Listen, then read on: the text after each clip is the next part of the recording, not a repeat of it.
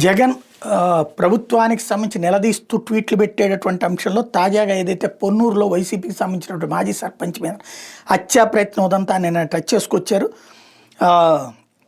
రాష్ట్రంలో law and order పూర్తిగా క్షీణించింది. Red book political గవర్నెన్స్లతో Andhra Pradesh రక్తం ఓడుతోంది. వైఎస్ఆర్సీపీ చెందిన నాయకులు కార్యకర్తల మీద ఒక పథకం ప్రకారం తప్పుడు కేసులు అరెస్టులు, అది వీలు కాబట్టి తన వాళ్ళను ప్రోత్సహించి మరీ దాడులు చేస్తున్నారు. గుంటూరు జిల్లా పొన్నూరు నియోజకవర్గంలో మన్నవ గ్రామ దళిత సర్పంచ్ నాగమల్లేశ్వరరావు పట్టపగలే కొట్టి చంపే ప్రయత్నం చేశారు. ఇందుకు సంబంధించి వైరల్ అయిన వీడియో రాష్ట్రంలో మాఫియా దుర్మార్గ పాలన తెలియజేస్తోంది.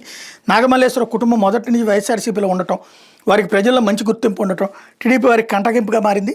పలుమార్లు బెదిరించినా భయపెట్టినా వెనకడుగు వేయలేదు. దీంతో రాజకీయంగా ఆ ప్రాంతంలో వైఎస్ఆర్సీపీ ప్రాబల్యాన్ని తట్టుకోలేక స్థానిక ఎమ్మెల్యే తన కార్యకర్తలను పురిగొల్పి ఈ దాడులు చేయించారు. ఆ వీడియోలు చూస్తే జరిగిన దాడి ఎంత అన్యాయమో ఎంత హేమో స్పష్టంగా కనిపిస్తుంది.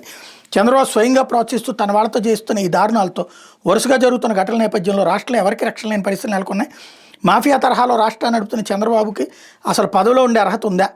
రాజకీయ నాయకులకు పౌరులకు రక్షణ లేని ఈ రాష్ట్రంలో రాజ్యాంగాన్ని చట్టాన్ని ఉల్లంఘిస్తూ లా అండ్ ఆర్డర్ను కాపాడలేని పరిస్థితుల్లో రాష్ట్రపతి పాలన ఎందుకు పెట్టకూడదని ప్రశ్నిస్తున్నాను.